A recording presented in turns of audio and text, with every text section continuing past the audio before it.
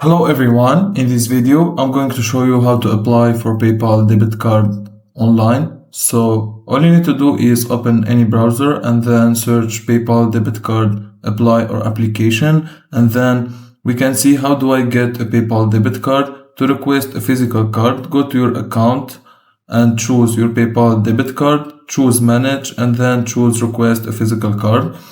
Or you can go through this link, the first link, PayPal debit card earn cashback.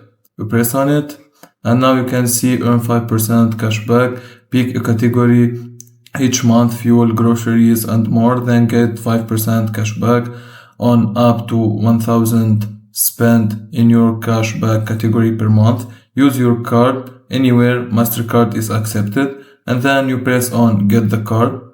Now it will ask you to input your PayPal email, and then you will input your PayPal password, and then you will be logged into your account, and you will see the section where you apply for the debit card, and you will see the fees and how much time it will take to process the card and ship it to your home or to the address that you will input, and that's it.